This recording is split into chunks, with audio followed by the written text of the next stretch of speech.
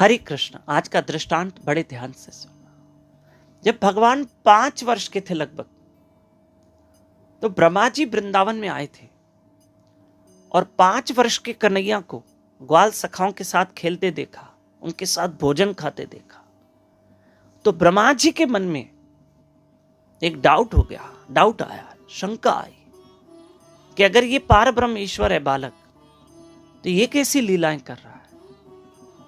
तो ब्रह्मा जी ने सोचा इस बालक की परीक्षा लो, और क्या किया।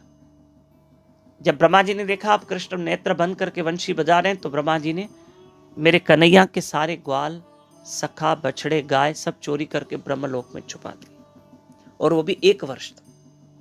बाद में जब ब्रह्मा जी 1 वर्ष के बाद आए और श्री कृष्ण को देखा, तो क्या देखा कि भगवान ने अपने ही अंग में से फिर से उन सखाओं का, क्योंकि 1 वर्ष पहले जो ब्रह्मा जी ने सब चोरी किया था ना, भगवान के सारे ग्वाल बछड़े सब, तो जब भगवान ने नेत्र खोले तो भगवान ने देखा ये सब तो कहां चले गए मेरे सखा, गाय, बछड़े। तो भगवान ने नेत्र बंद करके देखा, अरे ये तो ब्रह्मा जी लेके गए, ये तो अपने लोक में छुपा दिया, ब्रह्मलोक में। ब्रह्मा जी भगवान को यहां समझ नहीं पाए, उनकी लीलाओं को नहीं समझ पाए। भेद न समझा कोई देवता, ज्ञानी सब भरमाए, 3 लोक का स्वामी जिसको राधा नाच नचाए। अरे ब्रह्मा जी जैसे भ्रमित हो गए भगवान को समझने में।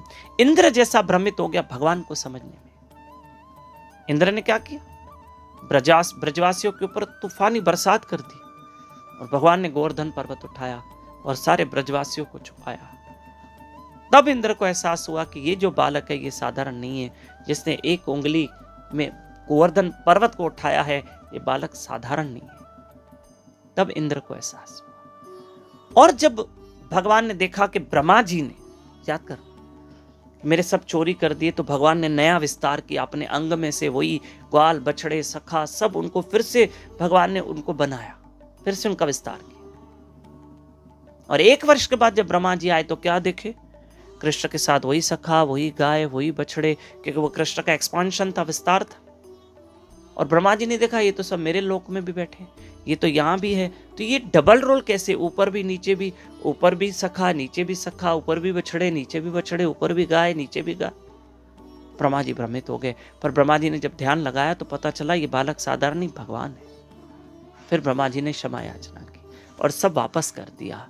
प्रिय बंधु, भगवान को समझना आसान नहीं है, लेकिन गीता में कृष्ण कहते हैं, भगवत गीता में कृष्ण कहते हैं, भक्त्या माम अभिजानाति, भक्ति के द्वारा तुम मुझे जान सकते हो। ज्ञान के द्वारा हो सकता है, ज्ञान है ना, ज्ञान सुनना, ज्ञान के द्वारा तुम ईश्वर को जान सकते हो, भक्ति के द्वारा तुम ईश्वर को जान सकते हो, भजन के द्वारा तुम ईश्वर को जान सकते हो।